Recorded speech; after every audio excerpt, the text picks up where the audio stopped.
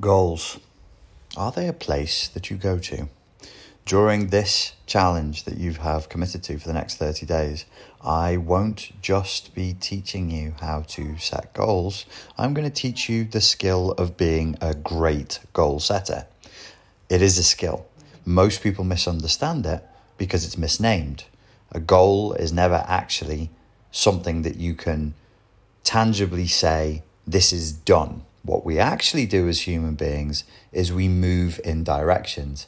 If we become very goal orientated, ironically enough, if we stick to the goal, you can end up with disappointment. You can end up even feeling not so good about yourself. But if you stick to moving in directions, it's much more organic. It's much more skillful. So I'm going to take you through goals, and then we'll be looking at directions. Once you've gotten good at this, after a week or two, we'll start looking at systems. Then you will be a high-level goal setter. Now, if you've ever tried setting goals before and hated the experience, you have my sympathy. I used to hate this until I cracked the code for it. It used to drive me crazy. But now I really, really love it. And I'm going to show you how to do it. I'm going to show you a way that you can start loving it too. The first thing I want you to do is I do want you to write down a long-term goal. Yes, in the classic traditional sense, this is where we begin. By day 30, you will not be doing this, but you must start here now. Write down a long-term goal for the following 4 areas: health, money, relationships, personal development. Now, many of you, your outer critic, will spring into life and say, why these 4? Why are we doing this? I don't understand. I don't like it. Why is this the focus? This is a structure. This is just a structure for you to learn the skills and to practice your skills. And then you can alter the structure, but you have to learn the kata first before you can transcend it. When you write it down, I would like you to put the word goals in the center in a circle, and then money, relationships, personal development, and health in circles around the middle. Please don't change this, and please don't try and fight me or fight the process on this for now. Trust me, you will be moving past this very, very rapidly, but we start here to get you to a place where you feel calm, comfortable, easy with this process, and where you can start to enjoy it. So it has to be very, very simple and very, very structured first, and then you'll rapidly move past it. Step 2 is you're going to consider why you want to achieve these goals and how it would make you feel if you achieve these goals. So let's say for your health, you said simply something like, hey, I want to get fitter. I want to be stronger. I want to have better cardio. I want to lose weight. I want to gain weight, whatever it is, whatever your health goal is. Then you say why you want that particular goal. This is just an example. Do not write this down. Think of your own goal and give your own reason why you want to achieve that goal. I've given a very simple example and a very typical reason for why people want to achieve these goals. This is not your goal. This is just the example. Don't copy this one. This is just to give you a structure. People would typically say they want to live longer, they want to be healthier, and they want to feel good. All great reasons for having that goal. They're all good reasons why, and they're all things that would make you feel good, typically. How would it make you feel? It'll either make you feel free or good or independent, and you will notice that many of the things you're seeking to feel are in line with your core values, but more about that later on. Then you would have a monetary goal. Here is a typical monetary goal. It might not be yours, it might not be mine, but it's many people's. It is financial independence. Why would somebody want financial independence? Typically, people would say they want to be financially independent so that they can feel more self-respect, more agency, more power, more sovereignty, more control in their own lives. Relationship goals. They're looking to strengthen a relationship with a particular person. Somebody that may be a family member, a friend, or an intimate relationship. Why do they want that? More love, more connection, more contribution, more intimacy. How would that make them feel? It would make them feel good. And if we look, We will see where it fits in line with their values.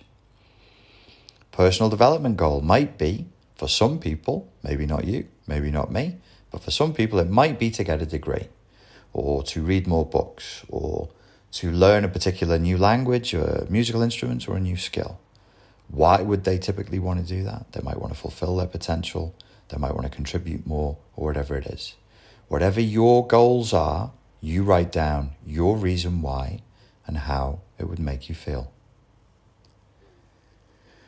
Step number 3, we then move to the practical steps for the achievement of that goal. If the health goal was to get fitter, the practical steps might be to exercise more, drink more water, to control their nutrition. The goal was financial independence. The practical steps would be spreadsheets to control expenditure and to get a handle on saving, because if you can measure something, you can control it. And they might start mapping out their business goals, what they could do with their career, how they could expand. So with financial independence, you are looking to control the energy that we call money. You're looking to spend less and or make more, typically. If the goal was to strengthen a relationship with the person, practical steps might be to organise to meet that person with some intent to offer them your time and your attention, and to do things with them that they think are fun and that you think are fun and that bring you close together. Your goal, if it is to get a degree, your practical steps for getting there would be to look up university options, how much money you have to invest in the education, whether you could get a grant or a loan for your education, and then you get some advice on the degree choice and start moving forward like that. Simple, straightforward, forward-looking, practical steps. You would then write these down on your mind map and you would expand it out. I particularly want you to use the mind map format for this course, but I'm not going to overload you by telling you why just now. Please just trust me, follow the instructions and enjoy the benefits. Once you've gotten a hold of your practical steps, we can then start looking at moving from goals to a statement of direction.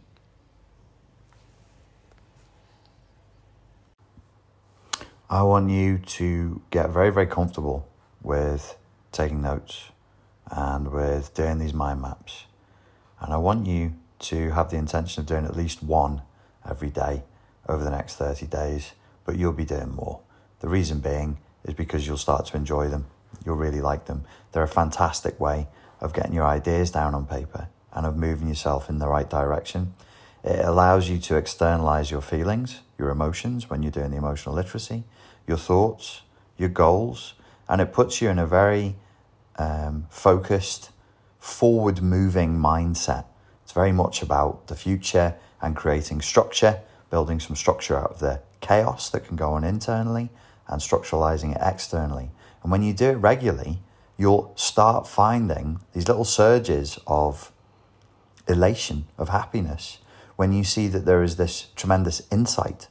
So you actually start to see how a lot of what you're doing makes a lot more sense when you take it from the internal to the external.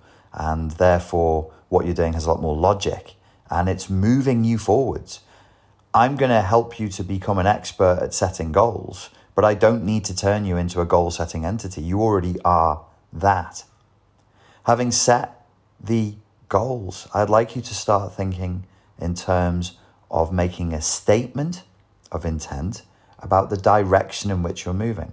So, for example, if you say your health goals are to get stronger, to eat better, you can start to say, I am moving in the direction of more structure and accountability.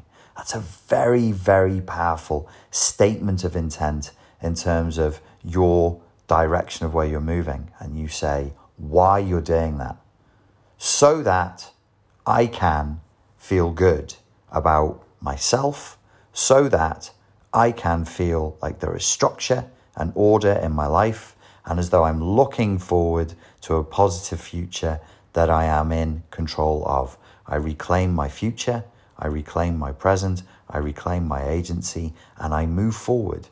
And you can relax because the process does this for you.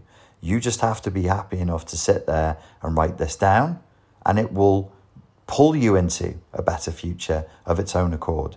These particular notes that you're looking at took me exactly 6 minutes and 15 seconds to write down.